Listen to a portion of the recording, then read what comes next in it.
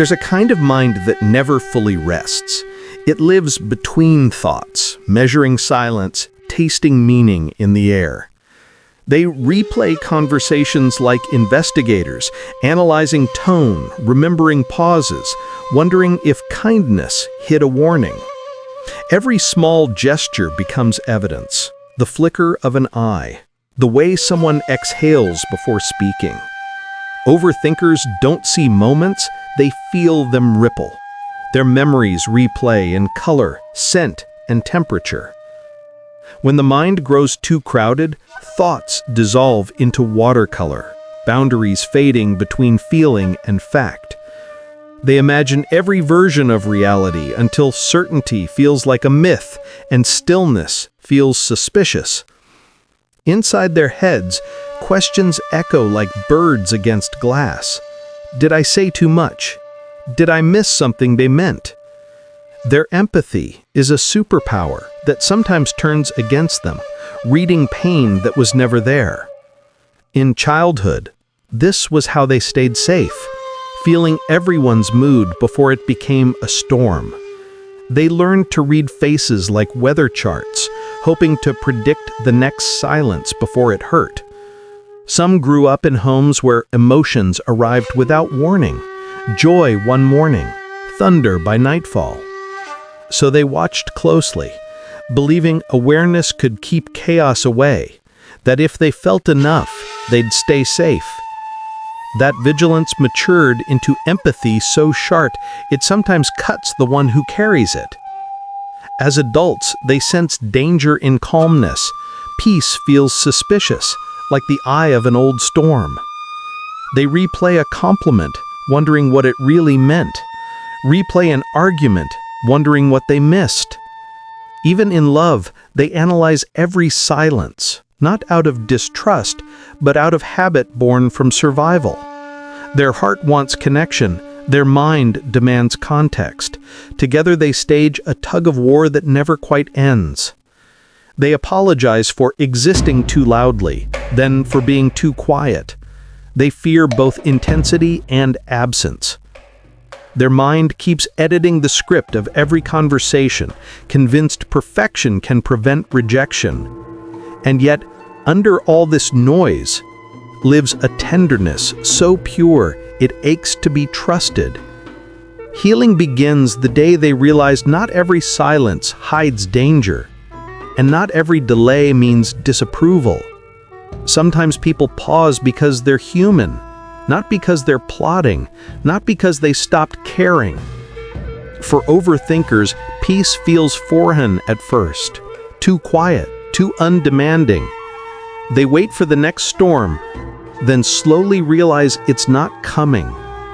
That realization feels like exhaling for the first time after years of shallow breaths. The world begins to feel watercolor again, boundaries soft, moments blending into one another without threat. Emotions stop demanding translation. They become sensations, waves instead of warnings. For the first time, they don't need to explain themselves to feel seen. The mind still whispers, but now it sounds like empathy instead of alarm.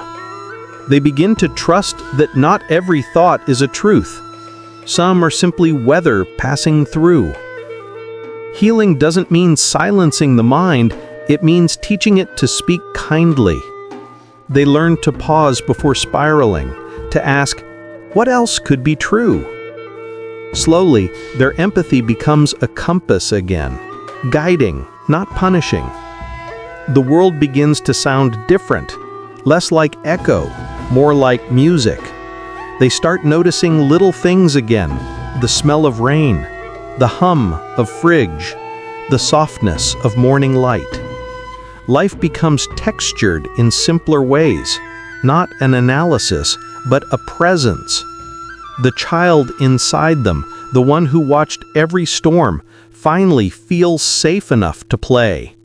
That safety isn't found in perfect people, but in forgiving themselves for needing control. They realize the world never asked them to predict it, only to live in it. For the first time, Their silence is not fear, it's peace. In stillness, they meet themselves again, not the critic, but the caretaker. They speak to their thoughts like old friends. I know you were trying to keep me safe.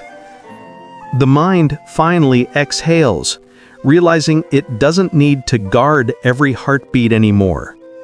For once, nothing needs decoding. The quiet simply means it's morning. They step outside and feel air as it is, not message, not omen, just air. The world no longer demands interpretation, it simply asks to be witnessed. They realize peace was never silence, it was presence without analysis. Their thoughts still visit, but now they knock. They no longer break in. Each day feels less like survival, more like participation, messy, alive, unfiltered. And within that ordinary light, they finally understand. Feeling deeply was never the flaw. It was the way home. In the quiet after healing, the mind feels like an open window. Thoughts drift through, none stay too long. They begin to savor uncertainty, realizing it's proof they're alive, not evidence they're failing. Every unanswered question becomes a space for wonder instead of worry. The same sensitivity that once haunted them now paints the world in sharper colors. They can finally feel without fear, laugh without analysis, love without strategy. And when sadness comes, they let it, knowing it's a visitor, not a verdict. The rain fades, watercolor returns, emotions blending softly, not erasing, just becoming. They walk forward carrying both heart and mind, no longer enemies, but traveling companions. For once, their reflection smiles back, without conditions, simply because they stayed. If any part of this story felt like yours, tell me where you're watching from.